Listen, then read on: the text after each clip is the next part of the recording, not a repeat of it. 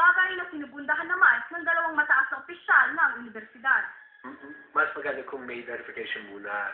Are you saying now that the contents of that report is fake or not? I don't know. All I'm saying is, if whoever it is prepared that report, certainly must be able to stand on what he said. Sa nasabing dokumento, sinabing madalas raw na makaramdam ng matinding lungkot si Noynoy Aquino tuwing bibisita sa kanyang amang nakabilanggo. Inilarawan din si Aquino bilang ambitious.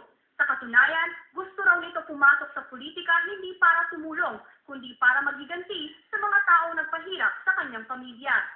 Agad namang umalma ang kampo ni Aquino at tinawag na kasinungalingan at bahagi ng black propaganda ang mga inilabas ni Delgado. Desperado na po ang kalaban. Yung tao po, sinabi na nga niya, unverified. Pero, para pinapakita na rin po yung briefing nito. Ito kasi, gagano ka, maninira ka ng kapwa mo, hindi ko di ba nag-checking, ayaw mo gawin. Trixie Cabial, News 5. Alam mo, paring Ariel, no? Sinasabi nga na matanda na raw yung professor para pagpulaanan ng kanyang signature. Ano matanda na raw? C9 na raw. Hindi mo. Nagtuturo pa yun. 88 years old. Professor, pero hindi na raw Hindi na nga pinasalita. Pero talo ka pa ni Father Bill Cruz. Magaling Tagalog hit sa'yo. Well, sa akin ang pananaw ko dyan, alam mo, sa atin kasi, pag sinabi mo nagpatingin sa psychiatry, ang perception kagad, sira ang ulo. Well, alam mo, pag nasa stage ako, pagka may problema, isang tao na matayan o na broken heart, alam mo, psychiatrist, normal lang yun. Hindi naman ibig sabihin nagpatingin ka sa psychiatrist, sira na ulo mo. Tama ka, parang may stigma kasi dito pagka... Bumiga ka muna dito. Sige, pwede bang mahiga muna ako? Bumiga ka muna dito. Hindi naman halata, ano? Psychiatrist. Ka na naman, May tanong dyan, kung unverified nga, bakit, ang tanong dito, bakit pinapatulan pa ng media? Diba?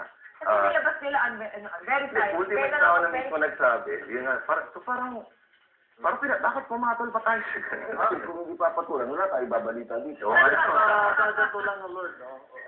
May president na kasi yan. Nalala niyo, 1992 na sinabi nilang may brain damage si Senador Miriam Santiago. At yun ay naka-apekto sa kanyang kandidatura.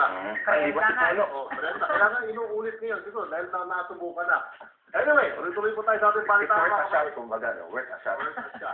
Dapat lang daw na maging honest sa mga kandidato pagdating sa estado ng kanilang kalusugan, lalo na kung nag-ambisyon sila maging susunod na Pangulo. Sabi naman na kanyang hindi nila hinihikayat o hinihikayat ang personal na pag-atake, yun nga lang daw, importanteng malaman kung may diferensya sa utak ang isang kandidato. Sa ibang, bahala na raw mga botante kung paano nila tatanggapin ang bali-balitang tungkol kay Noynoy. Kung depression sa utak, they don't have to go far. Katulad ng kanyang kapatid, sa media rin, ibinaling ni Manny Villar ang inis sa mga intriga laban sa kanya. Kahit kailan daw kasi hindi naging patas sa kanya ang media. Ang report mula kay Tina Zara. Alan, bago kayo magsasalita. Yung ABS-CBN na yan, masyadong unfair sa kapatid ko yan. Channel 7, very unfair sa kapatid ko yan. Matapos ang emosyonal na pagharap sa media ng kanyang mga kapatid at ina, ang mismong kandidato na ng si Manny Villar naman ang nagpahayag ng dismaya sa aniya ay hindi patas na pagbabalita ng mga taga-media kapag tungkol na sa kanya. Ano nangyayari kasi ngayon ay pinililigaw ang mga issue ng ating po mga kaibigan sa media din. Alam ko, pressure sa inyo, minsan meron kayong mga pinapatanong sa inyo. Naunawaan ko naman yan. Kaya lang, minsan, unawaan nyo rin kami. Si Loren Legarda na dati ring taga-media, hindi na rin naitago ang kanyang pagkadismaya.